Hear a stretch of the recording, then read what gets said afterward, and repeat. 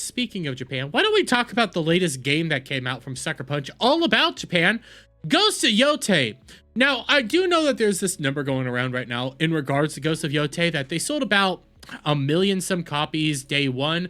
Some people are saying that it's cleared 2 million sales right now. I have not actually seen any information on this. I know it's about 1 million to 1.5 million is the total sales that it has actually garnered thus far. That's kind of the general idea of what's going on here.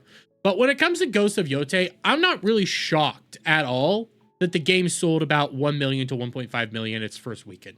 Reminder to everybody, this is the sequel game to Ghost of Tsushima, which is a phenomenal success, a game that that gets massive praise and is just all around beloved by so many people. I'm not really shocked that the I glitched up there.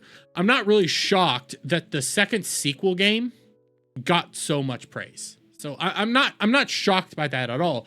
But the thing is, when it comes to this game, it's kind of mid. It's kind of mid, and I can come over here to Pirate Nation.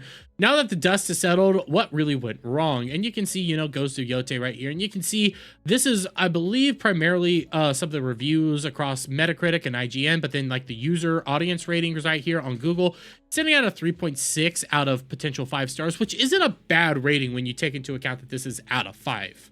Okay, that's not bad. But if we're gonna sit here and actually say what went wrong with this game, it's not, you know, the boycott. I could even come out here and say, like, the boycott started so late into the game, it wasn't going to change a whole lot of people's minds. It wasn't going to be that impactful. Me, myself, one, I don't have a PS5, but even if I had a PS5, I wouldn't buy the game because of what the senior Sucker Punch dev actually said, and the fact that there's Sucker Punch employees that actually agreed with this dev. I actually would be one of the people participating in the boycott because I don't want to support a company that actually wants me dead for my political opinions.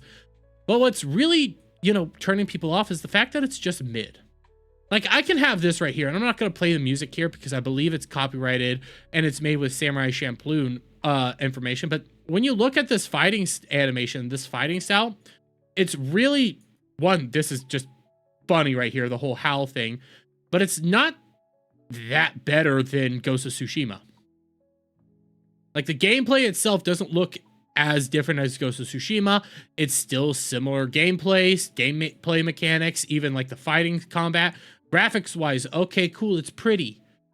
Gameplay, it's practically the same, but I'm not hearing very many people even talk about the story.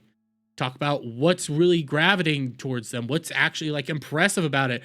It's all just look at pretty graphics, similar gameplay to Tsushima, and then mini games. Or you get this, you know, you've all probably have seen the synth potato post right now, praising how good the graphics are in a cutscene, in a cinematic cutscene right here.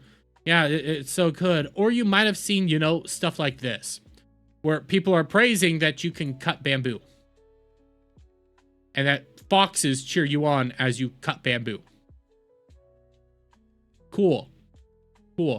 Or you get Mighty Queef over here acting like it's so impressive that when they make you cut bamboo the other way, they make you do other inputs to try to throw your brain off when you're using your non-dominant hand. And it's like, none of this is impressive to me.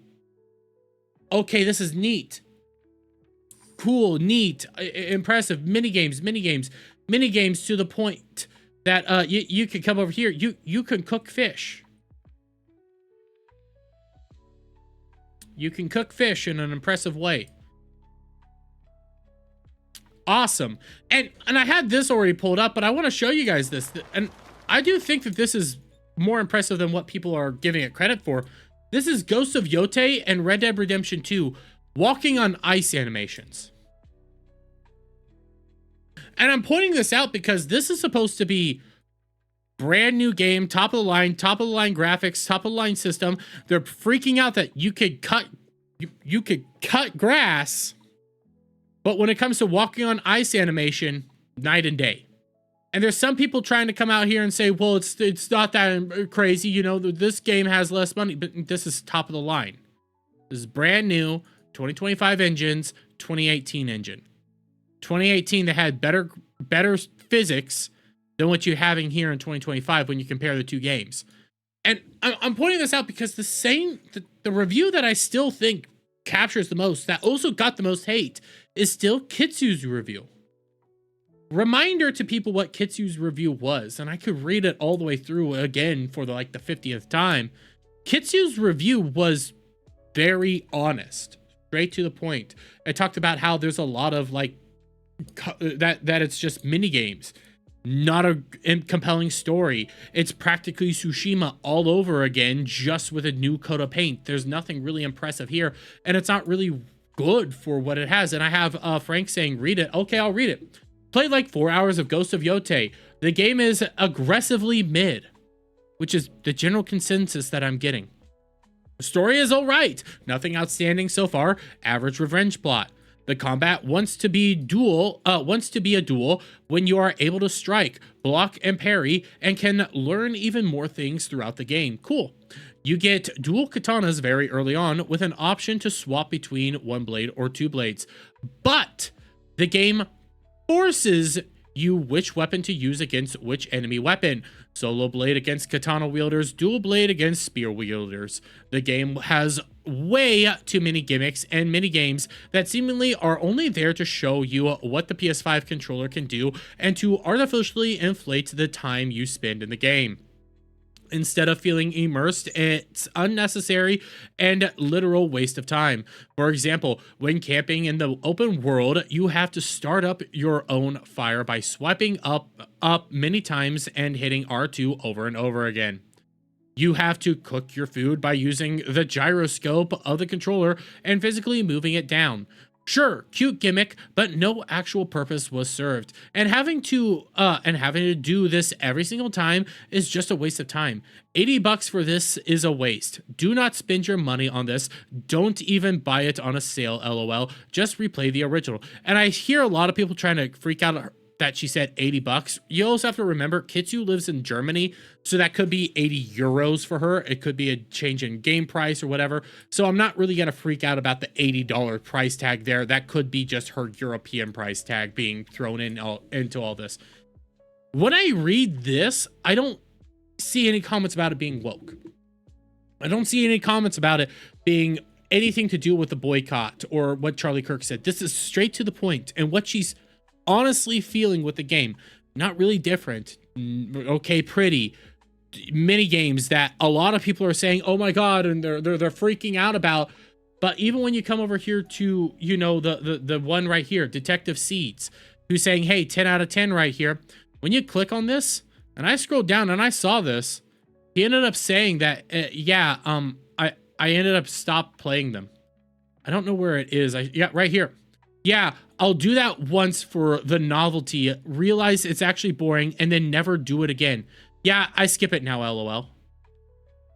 So the whole thing that is being praised here, and I'm not trying to throw shade at this dude right here, okay? I'm not trying to throw shade, but the whole minigame thing, the minigame approach about cooking food, cutting bamboo, doing all that stuff, that whole approach, even people that are playing the game are like, yeah, it's cool. I'm not going to do it again. Okay, so if the story's mid, if the gameplay's mid, if it's just Tsushima, why ever play the game ever again? What's special about the game? What's setting this game apart from everything else? Nothing. At the end of the day, nothing's setting apart from anything else. It's just mid. And that's why a lot of people are saying, yeah, I'm not going to play the game. I'm going to go play Tsushima. I'm going to go do something else. And when it comes to the controversy, let's be honest, guys. What's the controversy really about? It's about people like Mighty Queef. And I know this Detective Seeds guy here is getting a lot of hate. Trust me, I've seen it.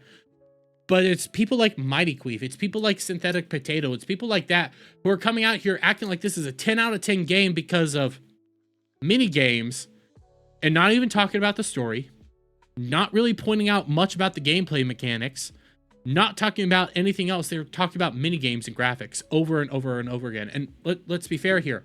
Mini games and graphics should always be the sprinkles and frosting to that video game cake that you are going to be eating. The cake itself should be the story and gameplay mechanics.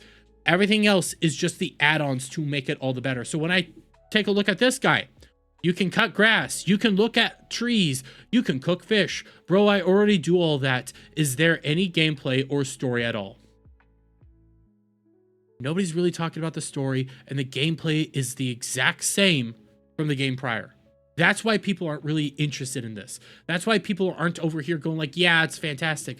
The real controversy is always going to be people like Synthetic Potato trying to sit here and tell you that it's a 10 out of 10 game without them actually showing you true aspects of the game itself. That's the real controversy, and that's why people are coming out here and just giving a middling rating. So what if you sold so many copies? You're the sequel to a game that people loved. That was always going to happen. Now it's the real test, week 2 and week 3. Does the game keep selling copies? As of right now, I don't know if it's actually going to stick, and I think it might just be another game that goes to the wayside. Just a mid game at the end of the day.